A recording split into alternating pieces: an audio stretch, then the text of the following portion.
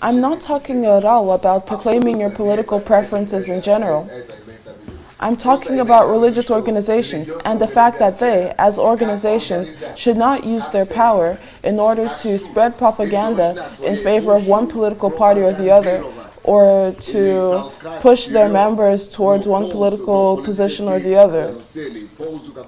And they should not use their structure to make political intervention their main goal.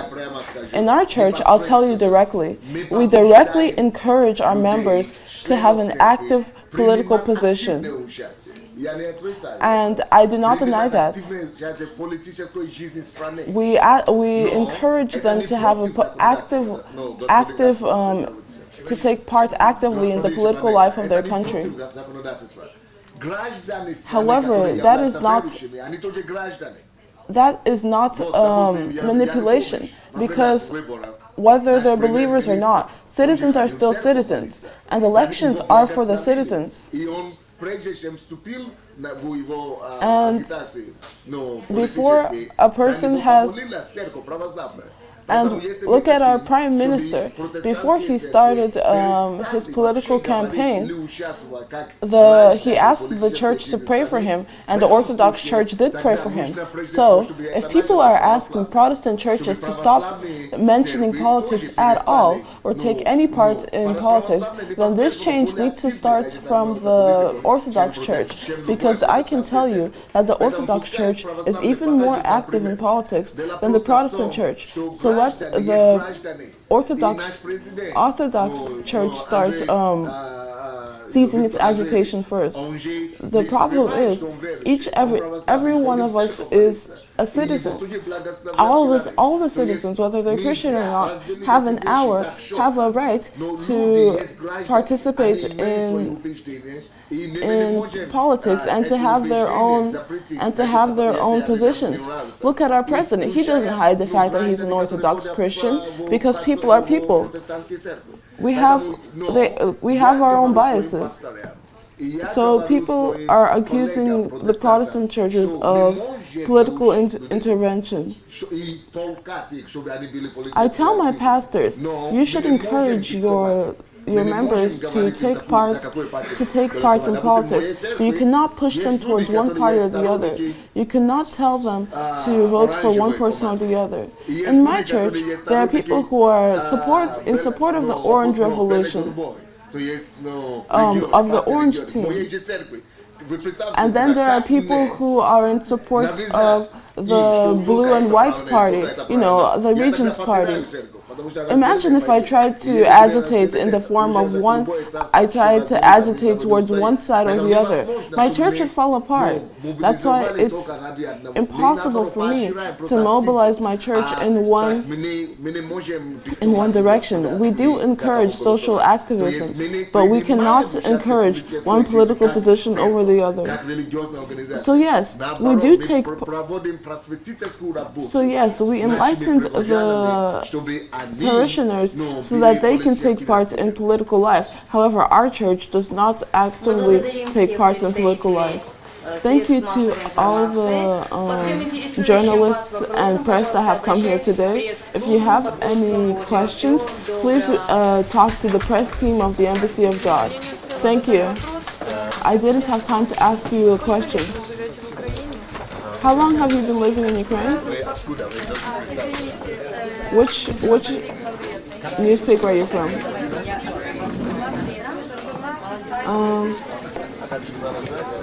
I'm from this journal. I'm the head editor.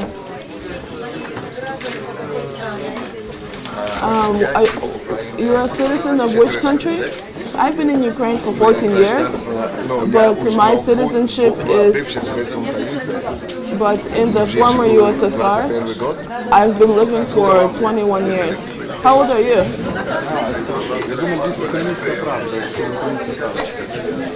She's from Ukrainian Pravda. So I'm changing my passport from a Nigerian one to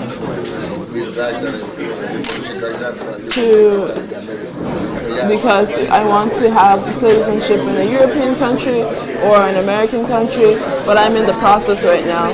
It's been a thorny path.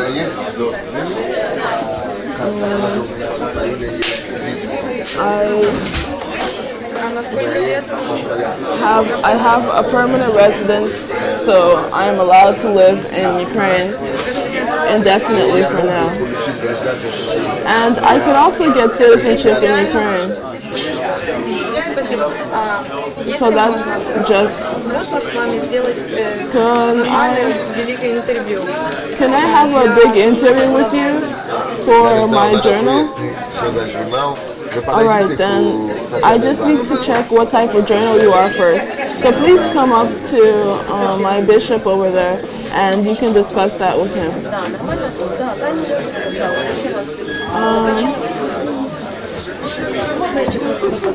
Excuse me. Tomorrow it will be Good Friday. Will you follow all the traditions of Good Friday and buy a branch to clean your house with and all of that?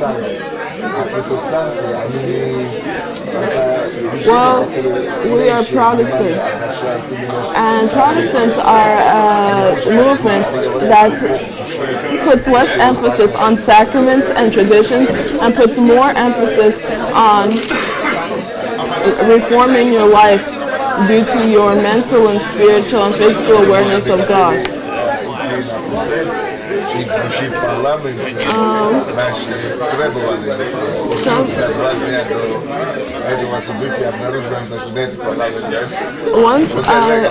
Once we wanted to go on a protest to the parliament so that they would actually pay attention to our demands, but then we realized that 2 days before it was organized that there was already some protests going on.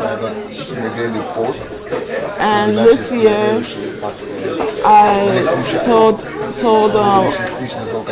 I started a fast so that all of us believers don't eat but fast, so that God will help our society and allow God to bring the person He wants to come to power to come. I'm praying. We're fasting for Ukraine. I'm always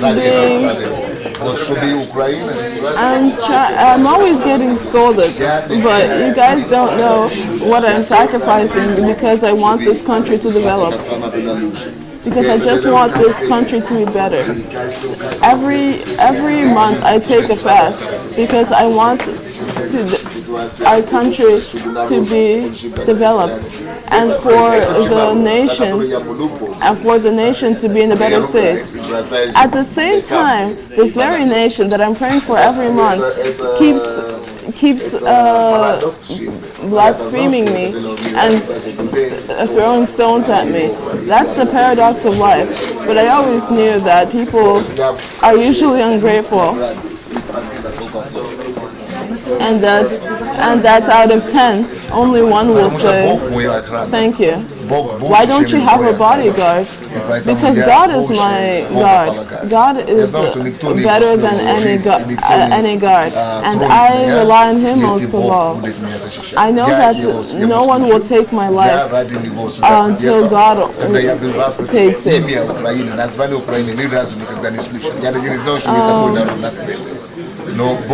I know that as long as I'm serving Him, God will hold me in His hands. When I was living in Africa, I never heard the word Ukraine before. I didn't know that a country or a nation like that ever existed. But since he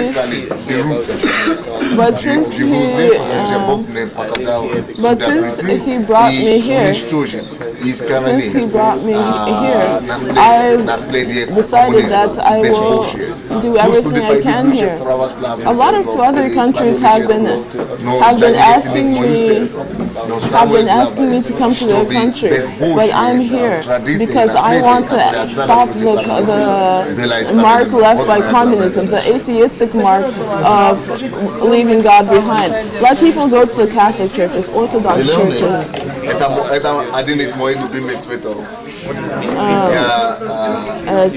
Churches. Let people just remember that they need God and cannot survive without Him. Why are you wearing so much green today? Green is one of the best, one of my favorite colors. And God is the Creator. He has created all life on earth. And because I am a pastor, I am a representative of God. I think that if I'm well dressed, if I look professional, if I look like a put together person, people will understand. People will understand that God is an orderly God and beautiful. And if I look beautiful, people should know that God is beautiful too.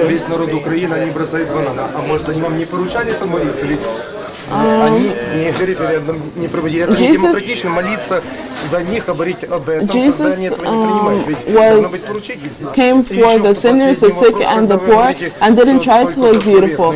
Also, you say that. А каким образом будет процедура? Ведь можно сказать, я подошел к вам, а вы мне скажете, я вас вербально оскорбил, и меня сразу донесут. Ведь это тоже не демократично. You say that you pray for Ukrainians, but they throw bananas at you.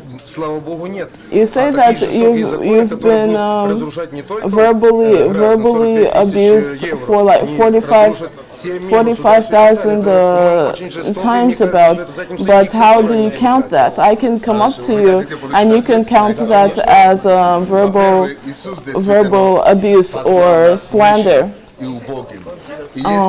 If these laws are passed in a country like Ukraine that doesn't have any strong racism or nationalism, then the fine will be too much for people, and that could ruin the nation. So you want an answer to this question, right? All right. Jesus definitely did come to help the poor and heal the sick. If you actually were interested in what I'm doing in Ukraine, then you would come to all my soup kitchens and look at what I'm doing. Every day I feed from 1,000 to 2,000 people who are homeless and who are hungry. What you are doing for your nation, I am doing for Ukraine. When I am dressing well and I'm saying that I want to look beautiful to represent God,